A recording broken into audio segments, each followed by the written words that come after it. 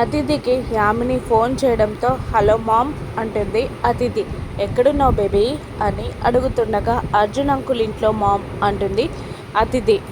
అక్కడేం చేస్తున్నావు బేబీ అని యామిని అడిగేసరికి ఆ గౌతమ్ కొడుకుని దగ్గర చేసుకోవాలని ప్రయత్నం చేస్తున్నాను మామ్ అనగానే యామిని సైలెంట్గా ఉండిపోగా నాకు గౌతమ్కి పెళ్ళయ్యే వరకు మామ్ ఆ పెళ్ళి కోసమే ఆ బాబుని నేను దగ్గరగా తీసుకుంటున్నాను.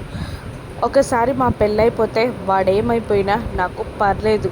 అసలు వాడిని ముట్టుకోవాలంటేనే నాకు చాలా ఇబ్బందిగా ఉంది, కంపరంగా ఉంది మామ్ అని అతిథి యామినితో అంటూ ఉండగా ఓకే బేబీ అని అంటూ యామిని కాల్ కట్ చేస్తుంది. ఆ మాటలన్నీ వెనకాల నర్స్ గెటప్లో ఉన్న అహల్య వినేస్తుంది. వెనక్కి తిరిగి అక్కడ నర్స్లా ఉన్న ఆవిడని చూసేసరికి అతిథి షాక్ అవుతుంది.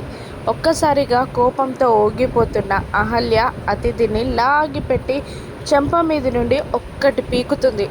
దాంతో అతిథి షాక్ అవుతుంది. ఏయ్, నన్నే కొడతావా అని ఆ నర్స్ పై అరుస్తుంది అతిథి. కొట్టాలా చంపాలా నిన్ను అని అహల్య అంటూ ఉండగా నీ సంగతి ఇలా కాదే, అందరి ముందు చెప్తా అంటూ నర్స్ వేషంలో ఉన్న అహల్య చేపట్టుకొని హాల్లోకి లాక్కొచ్చి ఆంటీ, అంకుల్, బామ్మగారు అంటూ అందరినీ పిలిచి ఇది నన్ను కొట్టిందాంటీ అని అనగానే అందరూ షాక్ అవుతారు. ఏంటమ్మా నువ్వు అతిథిని కొట్టావా అని భానుమతి అడుగుతుండగా అవును అని ఒప్పేసుకుంటుంది అహల్య. ఎందుకు కొట్టావు అని అడుగుతుంది భానుమతి. దాంతో అహల్య ఏదో చెప్తూ ఉంటుంది.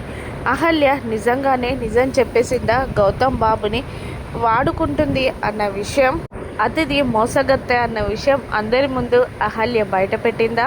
ఇప్పుడు అందరూ అతిథిని ఏం చేస్తారు? నర్స్ గెటప్లో ఉంది అహల్య అని గౌతమ్ పసిగట్టగలడా? రానున్న ఎపిసోడ్స్లో చూద్దాం. Thank you for watching.